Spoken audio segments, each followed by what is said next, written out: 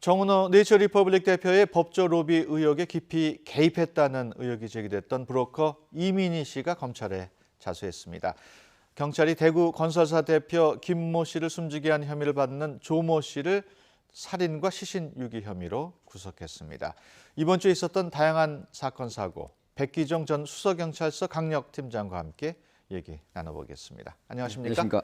네, 먼저 뉴스에서 저희가 전해드렸습니다마는 정은호 네이처리퍼블릭 대표 의혹, 거기에 관련됐던 브로커 이민희 씨가 자수를 했어요. 그렇습니다. 이민희 씨가 국내 그 조폭의 도움을 받아서 지방과 서울을 오고 하면서 은신해 있고 로비스트 그 소위 브로커의 역할을 계속 하고 있다, 이제 이런 얘기가 있었는데요. 예. 사실 이민희 씨는 혐의가 지금 상당히 많습니다. 예. 101억 원대 상당의 필리핀 마닐라에서 상습 도박을 했다는 정은호 네이처리퍼블릭 대표의 소위 말하는 법조 로비를 했던 브로커라고 지금 알려지고 있죠. 예. 네, 그렇게 해서 이제 지난해 12월 말에 서울중앙지법의 부장판사를 만나서 로비를 했던 흔적들이 나왔고요. 예. 그다음에 이제 고등학교 후배라고 해서 검사장 출신인 홍만법 변호사에게 소개를 해서 결국 300억 원대의 도박 혐의가 나중에 무혐의를 경찰과 검찰에서 받게 했던 일도 있고요. 그다음에 청와대 관계자를 평소에 친분 있다 이렇게 거명을 하면서 하기도 하고, 또 서울 메트로 관계자들에게 네이처리퍼블릭을 입점시키겠다, 이런 관계자들에게 로비를 했던 이런 의혹들도 있고요. 그다음에 이제 다양합니다. 정계, 관계, 연예계, 심지어 의료계 그 성형외과 원장들까지 동원을 해서 이런 어떤 문어발식의 브로커 역할을 했던 그런 사람이 이번에 사실은 자수를 했지만 자수할 수밖에 없었던 체포나 마찬가지입니다. 정말 어떤 인물인지 참 궁금하네요. 그렇습니다. 예. 이민희 씨가 자수하면서 그 수사도 아무래도 좀 진전이 있겠죠? 그렇습니다. 지금 방금 말씀드린 대로 이미 정은호 네이처리퍼블릭 폭행 사건에 연루돼서 수임료를 반환해라 마라 이렇게 하면서 강남경찰서에 고소를 했는데 지난달 4월 12일 날 이 사건이 세상에 알려지게 됐죠. 그렇게 되면서 결국 최유정 변호사, 23명의 변호사들에게 100억 원 상당의 돈 중에 50억 원을 전부 이렇게 세팅을 했다라는 측면에서 폭로를 했었는데 결국은 본인이 먼저 구속이 됐습니다.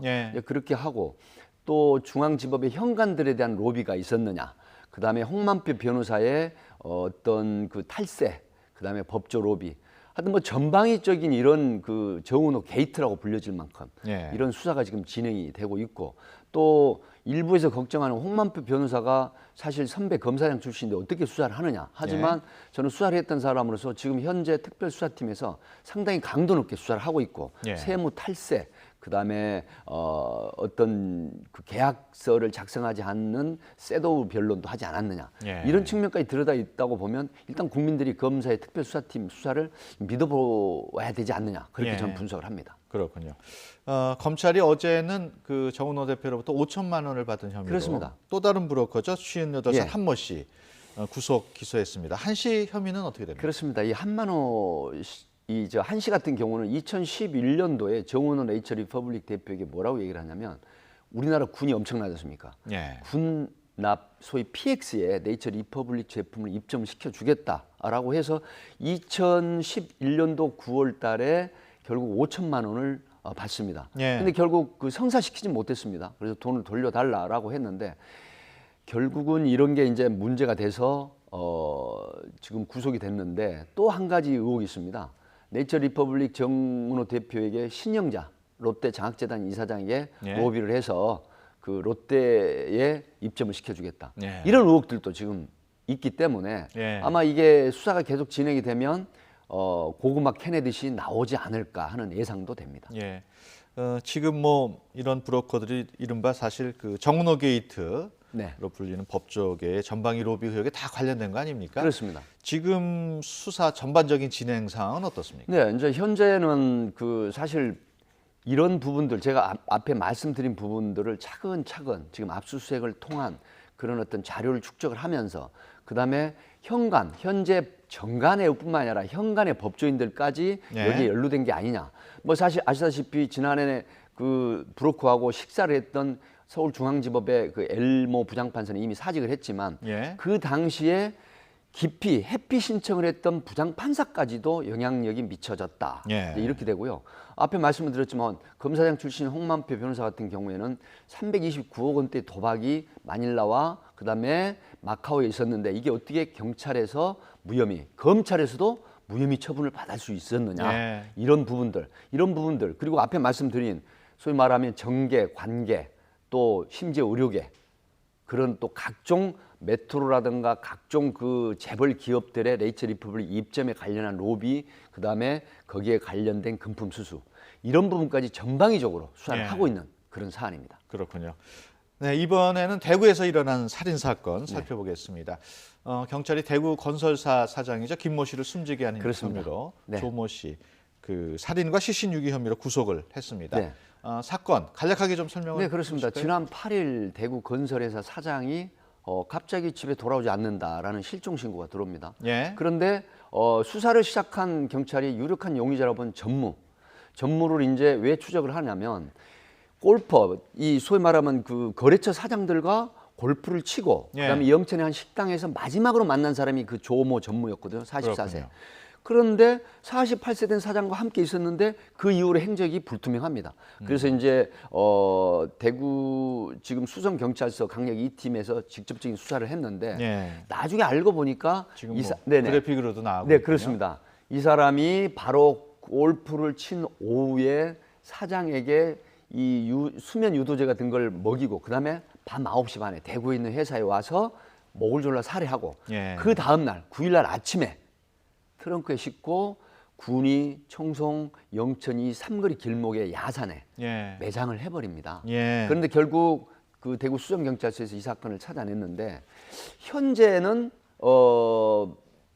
괴롭혔다. 그다음에 네. 대우를 해주지 않았다. 무시했다. 이렇게 하는데 대구 수정경찰서 그 중간 수사상을 보면은 아마 금전 거래 관계가 상당히 많은 걸로 예. 이렇게 보여서 단순한 무시했다라는 것보다는 금품 관련한 그런 계획적인 살인이다 이렇게 보고 있습니다. 예.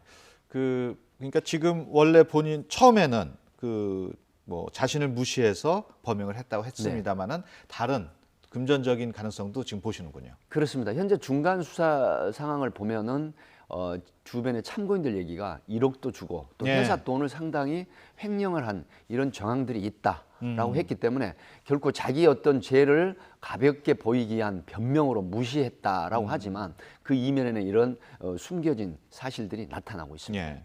공범 가능성은 어떻습니까? 현재까지 공범 가능성은 없다 이렇게 보고 있고요. 예. 왜 그러냐면 현장에 추적을 해보니까 9일날 아침에 한 주유소에서 삽을 빌려가지고 이동하는 것도 혼자였고 예. 그다음에 통신 수사라든가 CCTV 수사 그다음에 교통 방범망 수사를 보면 계속 혼자 움직인 사안이 현재까지는 공범이 없다 예. 이렇게 지금 보고 있습니다. 예. 사실 그동안 묵비권을 행사한 것으로 전해졌었는데 본인의 지금 범죄를 굉장히 치밀하게 소위 말하면 그 알리바이도 만들어냈고 거기에 예. 맞춰서 치밀한 계획을 했었거든요.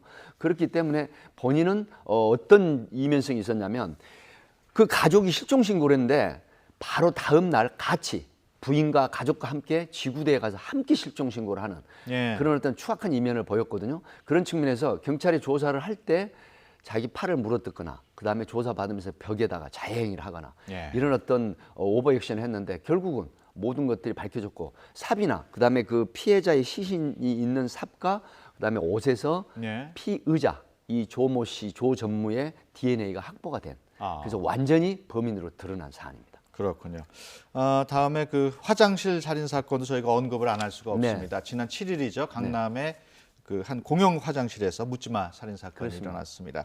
뭐 지금 추모의 물결도 굉장히 지금 추모의 물결이 장난이 아닙니다. 제가 서초경찰서에 근무를 했고 네. 그 10번 출구를 강남역 10번 출구를 제가 잘 압니다. 예. 그 현장을 한번 가봤었는데 예. 추모의 물결이 물론 80% 이상이 여성 그 추모객이지만 전국 대학교, 부산, 지방 가리지 않고 지금 추모 물결 SNS 상에서도 엄청난 추모의 물결이 일어나고 있고 예. 또 이게 지금 여성만의 문제가 아니고 바로 딸을 둔 자식을 둔 부모들도 엄청난 관심 있는 사항이거든요. 예. 그래서 이런 부분 물론 정치인도 왔다 가셨죠. 뭐 문재인 전 대표나 뭐 또 뭐 저 박원순 서울시장도 왔다 가셨고 또 이상하게 야당 쪽 대표만 거론이 되는데 예. 또 우리 그 안철수 대표는 또 아침 그 회의 때도 그 여성 약자에 대한 이런 의사 표시를 했는데 지금 이게 상당히 아마 파급력이 있고 안전 대책이 필요한 이런 게 요구되는 시점에 추모 물결이 일어나고 있습니다. 처음에는 범행 동기가 여성 혐오가 거론됐었는데 또 경찰 측에서는 조금 부인도 하고 있고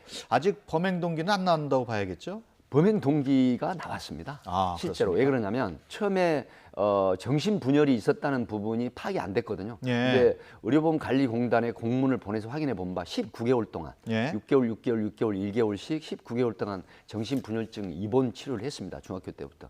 그래서 사실 여성을 공용 화장실에서 살해했기 때문에 여성을 무시한 여성 혐오증이냐라고 하는데 원래 정신질환자들의 2011년도부터 16년도까지 이 분석을 해보면 묻지마 범죄 분석을 해보면 80%가 여성이 피해자입니다. 근데 이게 뭐냐면 정신질환자라고 하더라도 공격을 했을 때 타켓을 공격을 했을 때 공격을 되돌려 주거나 반항을 거세게 하는 사람을 다 계산합니다. 그래서 공격을 했을 때 반항할 수 없는 약자를 상대로 하는 게 그래서 대부분 여성을 상대로 한 범행이 되는 것이죠.